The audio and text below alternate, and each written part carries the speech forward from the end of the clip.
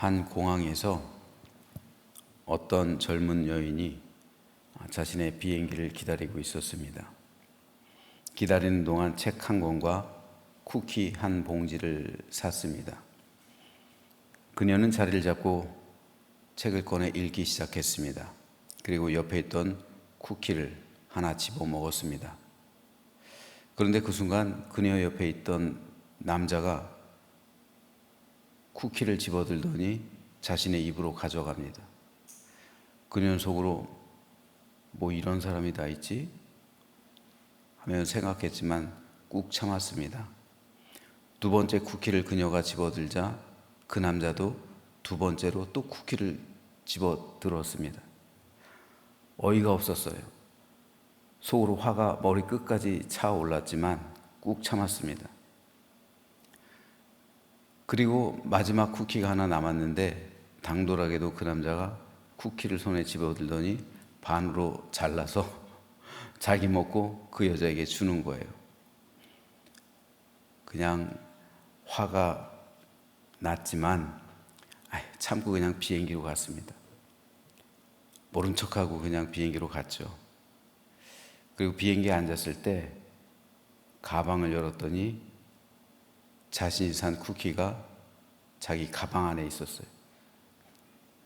결국은 그 남자 쿠키를 먹은 거예요. 그 남자가 실례를 한 게 아니라 자기가 실례를 했던 걸 까맣게 몰랐던 거예요. 자기 쿠키를 사서 가방 안에 넣어놓고 옆에 있는 쿠키를 자기가 산 쿠키로 착각을 한 거죠. 그녀는 그 남자에게 사과하고 싶었지만 이미 비행기가 출발했는데 어떻게 할 수가 없잖아요. 다시는 인생에서 되돌릴 수 없는 것 세 가지가 있습니다. 이미 엎질러 버린 물, 한 번 내뱉은 말, 지나가 버린 시간. 특별히 시간은 되돌릴 수가 없잖아요. 하나님이 사람에게 주신 가장 공평한 시간은 가장 공평한 것은 시간이에요. 어제 독서 모임을 하면서 제가 물었습니다. 조지 소로스, 투자계 귀재죠. 근데 90이 됐어요. 90이 돼서 이제 많이 늙었더라고요. 얼마 전에 TV에서 봤더니. 만일 조지 소로스가 독서 토론은 대부분 젊은 친구들이 많습니다. 30대 집사님하고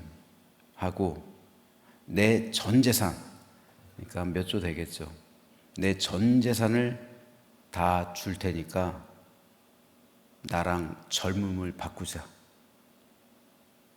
당신이 90 노인이 되고 내 전 재산 다 줄 테니까 당신의 젊음을 나한테 다오. 30대. 그럼 여러분 바꾸겠습니까? 아무도 안 바꿔요. 그렇죠? 여러분 같으면 바꾸시겠어요? 안 바꾸죠. 돈보다 중요한 게 시간이란 말이에요. 사람은 이 시간을 돈하고 바꾸면서 살아가고 있는 거예요. 내게 주어진 시간이 얼마인지 몰라요.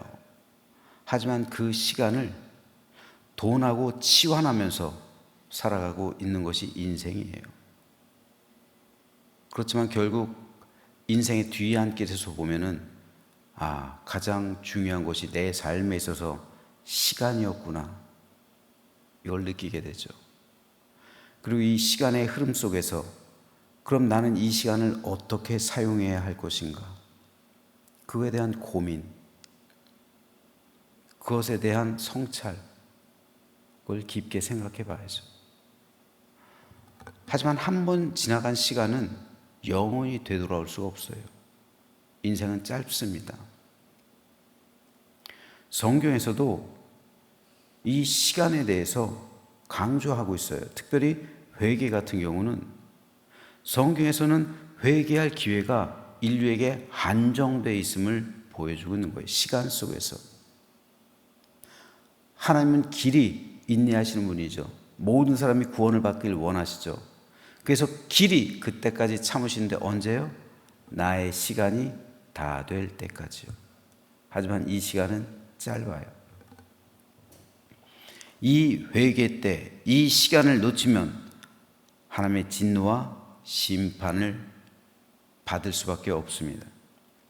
오늘 우리가 읽은 요한계시록 18장에 보면 이 때를 놓쳐서 하나님의 심판을 받을 수밖에 없는 음녀 바벨론에 대한 기록을 합니다. 먼저 7절에서는 천사가 음녀 바벨론의 죄를 두 가지로 지적하고 있어요. 그것은 첫째, 자기를 영화롭게 한 죄입니다. 자기에게 주어진 인생 속에서 그 시간의 흐름 속에서 사람들은 여러 가지를 선택하며 살아갈 수 있죠. 그런데 그 음녀 바벨론, 물론 도시 문명으로 세속 국가로 상징되지만 이것은 개인적으로 치환할 때 우리 개인의 삶 속에서도 음녀 바벨론이 내민 그 금잔을 마시고서 그녀와 똑같은 삶의 형식으로 살아가는 사람이 있어요. 성경에서 말씀하고 있는 음녀 바벨론의 큰 죄악 첫째는 자기를 영화롭게 한 죄예요. 그 시간의 흐름 속에서 그 시간을 어디에다 사용했냐면 자기를 영화롭게 하기 위해서 그 시간을 살아갔다는 거예요. 하나님께서 사람을 창조하신 이유는 하나님을 예배하며 하나님과 친밀한 사랑의 교제를 나누게 하기 위함입니다. 이것이 인생의 목적이에요. 그런데 이 인생의 목적, 그 시간 속에서 자기를 영화롭게 하기 위해서 살아간 존재가 있다면 그것이 바로 음녀 바벨론의 정신을 이어받은 사람들입니다. 사람은 스스로 하나님의 자리에 올라서 하나님을 영화롭게 하는 대신 자기를 영화롭게 하는 길을 선택했죠. 이것이 타락의 시작이잖아요. 사탄이 그래서 타락한 거고요. 그 정신을 이어받은 인류가 그렇게 타락한 겁니다. 그 결과 하나님과의 친밀한 교제가 끊어진 거예요. 지금도 마찬가지입니다. 자기를 영화롭게 하는 순간 하나님과의 교제는 끊어지는 거예요. 내 시간을 하나님을 영화롭게 하는 데 사용하는 것이 아니라 내 시간을 나를 영화롭게 하는 데 투자하며 나를 영화롭고 나를 존귀하게 하는 데 사용한다면 그것은 결국 하나님과의 예배가 하나님과의 친밀한 교제가 끊어지게 되는 거예요. 하나님의 영광과 관계없는 삶이라면 우리는 거기서 돌아서야만 합니다. 예수님이 십자가에서 죽으심으로 우리를 구원하신 것은 하나님과의 관계를 회복시키기 위함입니다. 그래서 하나님과의 친밀한 교제를 누리고 하나님을 예배하는 존재가 되게 하신 것, 그것이 바로 구원의 회복이잖아요. 하지만 음녀 바벨론은 이런 예수님의 구원 역사를 받아들이지 않습니다. 여전히 자기를 영화롭게 하는 삶을 살아가요. 자기를 높인단 말입니다. 이것이 하나님 앞에서 심판받을 수밖에 없는 죄가 되는 거예요. 사탄이 예수님을 유혹할 때도 가장 강력한 유혹이 높아짐의 유혹입니다. 그리고 지금도 사탄은 여전히 성도들을 높아짐의 유혹으로 유혹하고 있다는 말이에요. 그러므로 성도들이 믿음 생활하면서 가장 주의해야 할 부분은 바로 이 높아짐입니다. 나를 높이는 것. 나를 높이는 것이 교회 안에 들어오면 그건 교권이 되는 거예요. 세상에 타락한 것이 많이 있지만 가장 하나님의 마음을 아프게 하는 타락은 교권의 타락이에요. 교권이 뭡니까? 하나님의 교회에서 목회자와 성도들이 서로를 섬기고 낮아져야 되는데 서로를 높이고 군림하려는 것, 그리고 명령과 지시를 하는 것, 그리고 내 마음대로 하는 것, 내 뜻대로 하지 않으면 분이 차는 것, 이런 것이 바로 교권의 형태들이에요. 성도와 목회자가 이 교권에 빠지게 된다면, 이 높아짐의 문제를 해결하지 못한다면, 낮아지지 못하고 겸손하지 못한다면 바로 우리 심령이 마귀가 내미는 그 유혹의 금잔을 받아 마시고 있다는 증거가 되는 거예요. 자기를 영화롭게 하고 높아지려는 이런 욕망, 그것이 바로 교만의 모습인데 이것은 하나님께서 가장 미워하시는 겁니다. 따라서 사도들은 우리를 향해 교만을 멀리하고 겸손으로 옷 입을 것을 권면합니다. 이에 대해 야고보는 이렇게 말하고 있어요. 그러나 더욱 큰 은혜를 주시나니 그러므로 일렀을 때 하나님이 교만한 자를 물리치시고 겸손한 자에게 은혜를 주신다. 하나님의 은혜는 낮은 곳으로 흐릅니다. 즉 겸손한 자에게, 심령이 겸손한 자에게 하나님의 은혜는 언제나 머물게 되는 거예요. 우리가 하나님께 은혜를 구하고 있지만 정작 은혜를 누리지 못하는 이유 중에 하나가 바로 나의 높아진 마음에 있는 거예요. 목회자도 동일해요. 높아져 있다면 하나님의 은혜가 흐를 수가 없어요. 성도들 역시 동일합니다.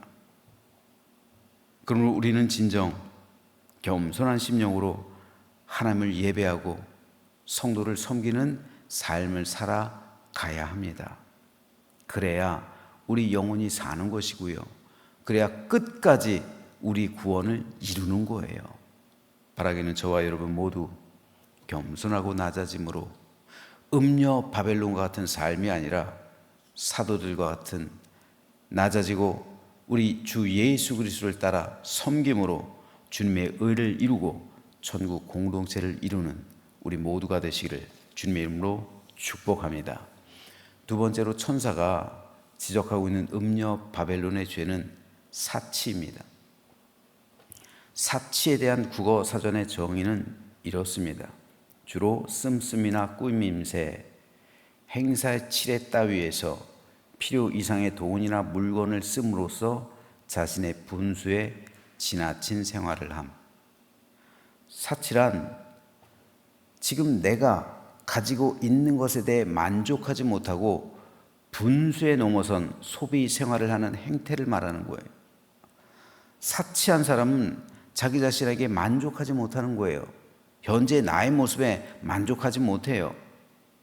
자기 남편이나 자기 아내에게 만족하지 못해요. 자기 가정에 만족하지 못합니다. 자기 생업에 만족하지 못해요. 사치를 위해선 더 많은 돈, 더 많은 부가 필요하기 때문에 사치한 사람은 끊임없이 돈을 따라다니며 돈의 노예가 되어서 살아갈 수밖에 없어요. 몇 해 전에 어떤 여인이 전 남편 그리고 현재 남편을 그리고 현재 남편의 시어머니를 독살한 사건이 있었어요. 뿐만 아니라 자신의 친딸마저 독극물을 마시게 해서 보험금을 타낸 적이 있어요. 모두 10억을 타냈다고 해요. 그런데 이 여자가 남편 2명과 시어머니를 죽이고 자신의 친딸마저 독극물 마시게 한 다음에 받아낸 보험금으로 뭘 했는지 아십니까? 백화점 다니면서 한 번에 수백만 원씩 쇼핑하고 겨울에 매일같이 스키 타러 가고 호화 생활을 했다고 해요. 이게 바로 사치의 본질이에요. 많이 누리고 싶고 많은 것을 가지고 싶고 뽐내고 싶고 수많은 재산과 부를 쌓아두고 싶은 이런 마음이 사람에겐 다 있어요. 사람이라면 누구나 사치스럽고 호화스럽고 그리고 누리며 살아가고 싶지 가난한 사람, 동경하는 사람은 거의 없어요. 사탄은 사람의 마음에 부를 향한 갈망, 돈을 향한 탐심을 불어넣어 줍니다. 그거 가지고 뭐 하려고요? 더 많이 누리고 더 많이 쓰고 더 풍족하게 살기 위해서요. 하지만 우리 주 예수 그리스도께서 우리에게 가르치시는 기도가 뭡니까? 많은 사람이 기도하면서 하나님 누르고 흔들고 차고 넘치도록 부어주십시오. 쌓게 해주십시오. 기도합니다. 하지만 예수님께서 정작 우리에게 가르쳐 주신 기도는요, 이런 기도가 아니었어요. 오늘 우리에게 일용할 양식을 주시옵고. 주님은 이 기도를 가르치셨어요. 하루하루 하나님 의지하면서 하나님께서 먹을 것 주시고 입을 것 주시고 잠잘 곳 주시면 그것으로 만족하며 살라는 거예요. 여러분, 전 세계 통계를 보면 비가 새지 않는 지붕을 가지고 집에 냉장고가 한 대 있고 통장에 50만 원의 돈이 있으면 전 세계 8% 안에 든대요. 상위. 잠자는데 지붕에서 물이 새지 않고 집에 냉장고 한 대 있고 통장에 50만 원 있으면 전 세계 상위 8% 안에 드는 사람이래요. 우리나라 사람들은 대부분 전 세계 8% 안에 들 거예요.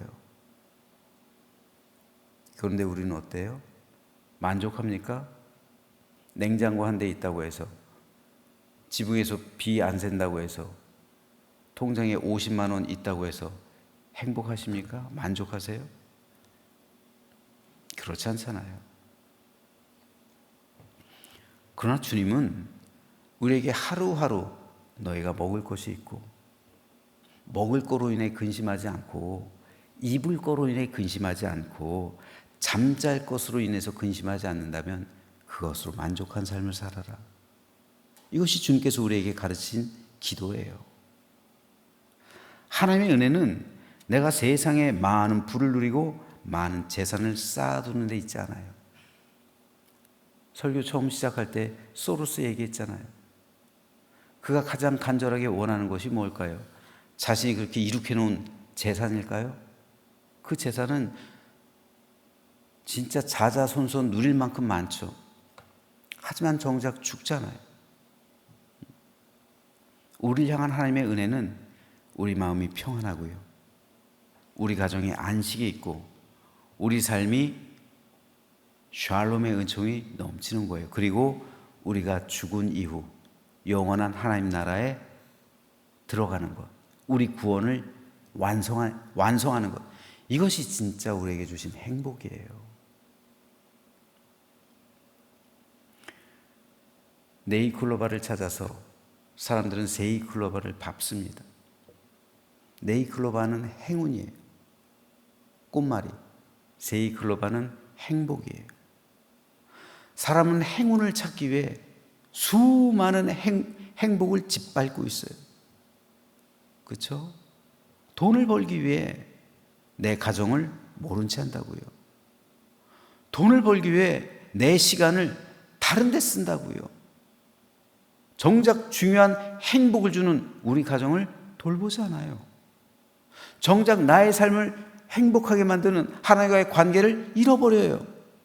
돈 때문에. 돈을 그 시간하고 바꾸니까요. 시간을 그 돈하고 바꾸니까요.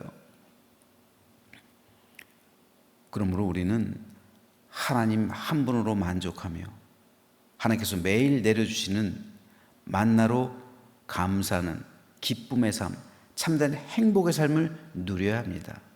그러면은 마귀가 쳐놓은 사치의 함정에 빠지지 않아요. 수많은 그리스도인들이 마귀가 쳐놓은 사치의 함정에 빠져, 거미가 쳐놓은 줄에 벌레들이 걸리듯이 수많은 그리스도인들의 영혼이 마귀가 쳐놓은 사치의 그물에 걸리고 있단 말이에요.